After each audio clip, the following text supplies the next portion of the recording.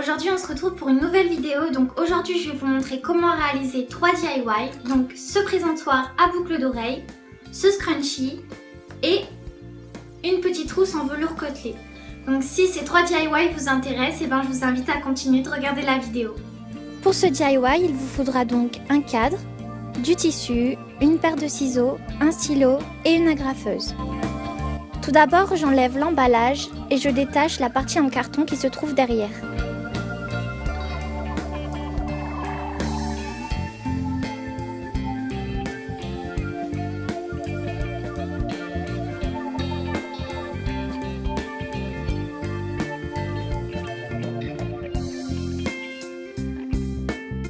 J'enlève aussi les photos qui se trouvent à l'intérieur.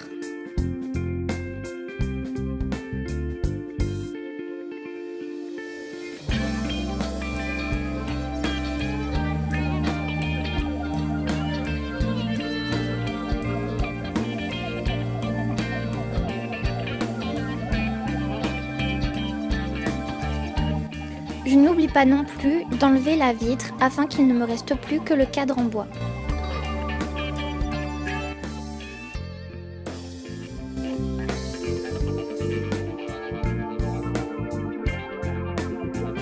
Je viens prendre une chute de tissu blanche et je viens tracer le contour du rectangle.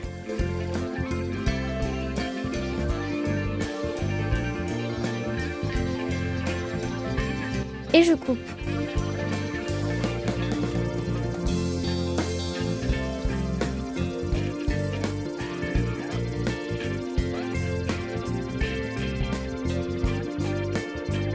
Une fois mon tissu découpé, je viens le positionner à l'intérieur de mon cadre et je viens l'agrafer sur les bords. Il n'y a plus qu'à planter ces boucles d'oreilles dans le tissu et le tour est joué. Et voilà ce que cela donne.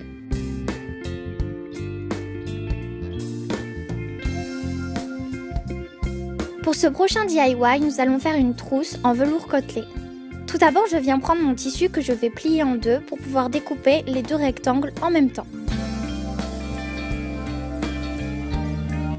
La longueur de la trousse doit être égale à la longueur de ma fermeture.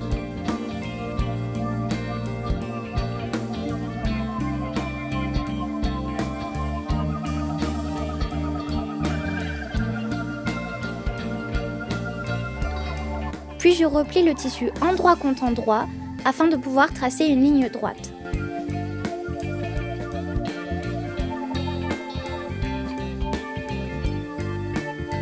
Et je découpe.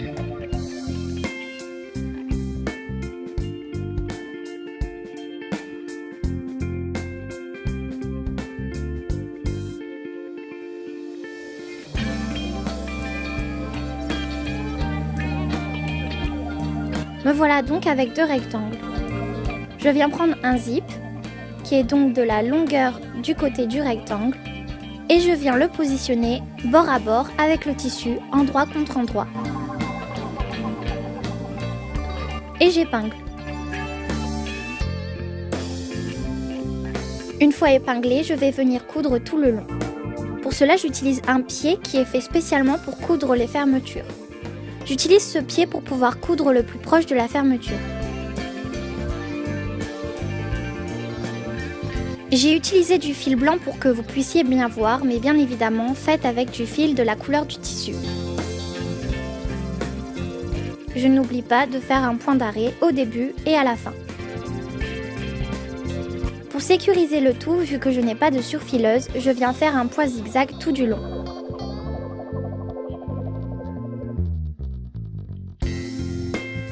Puis je viens surpiquer le long de la fermeture pour que la trousse soit bien droite.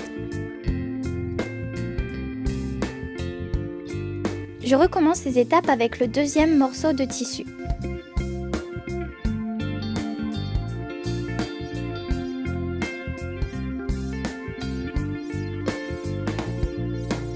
Je repositionne donc la fermeture endroit contre endroit, j'épingle et je coupe.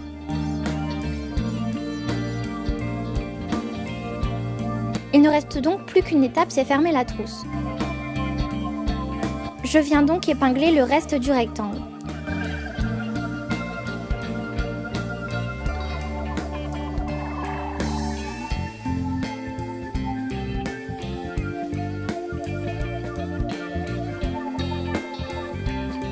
coudre les coins, il suffit de laisser planter son aiguille,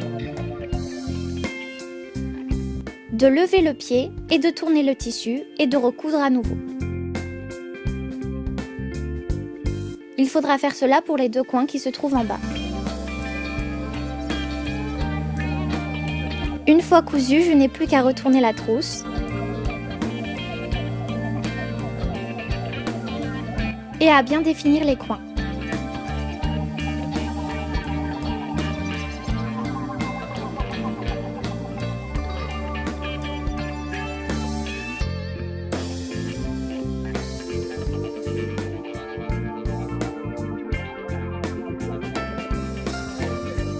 Et voilà, votre trousse est faite.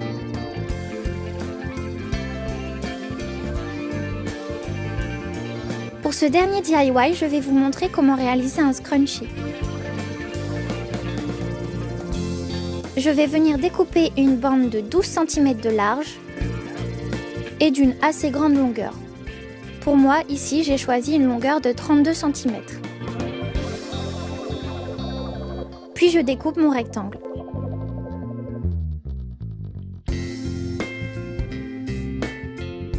Pour que ce soit plus propre, je vais venir faire des ourlets le long des côtés.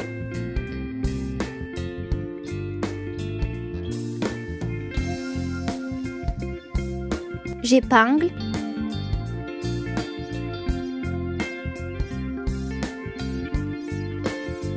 Et je couds.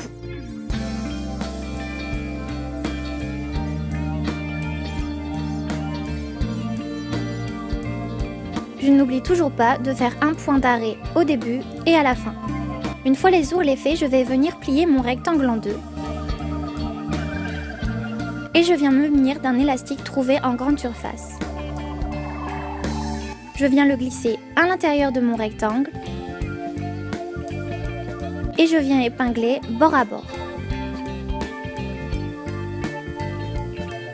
En épinglant, je fais bien attention que l'élastique reste à l'intérieur du rectangle.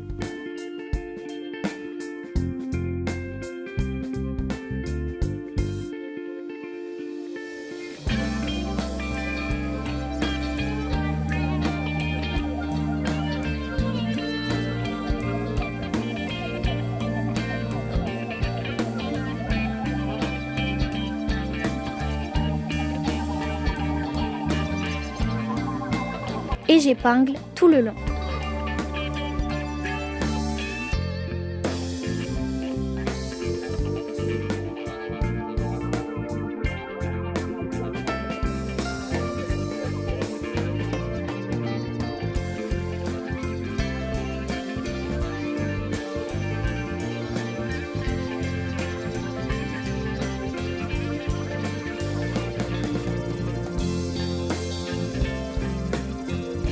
Une fois épinglé, je vais venir coudre.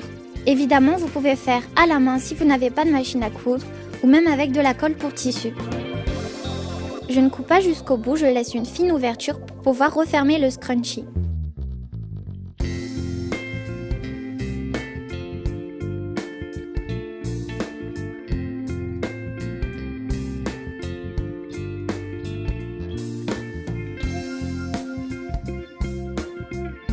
Pour refermer le scrunchie, je viens rentrer un côté dans l'autre.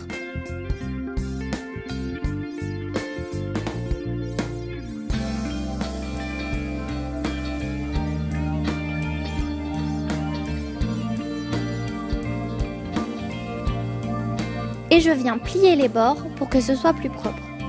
J'épingle et je coupe.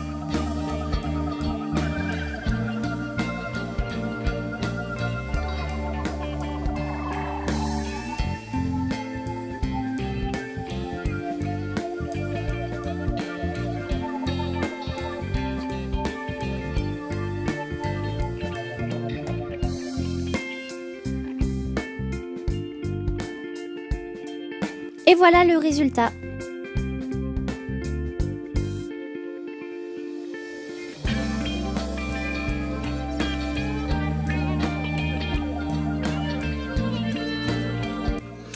Voilà, c'est la fin de cette vidéo. J'espère que ces 3 DIY vous auront plu. N'hésitez pas à laisser un commentaire, un j'aime et à vous abonner à ma chaîne si ce n'est pas encore fait.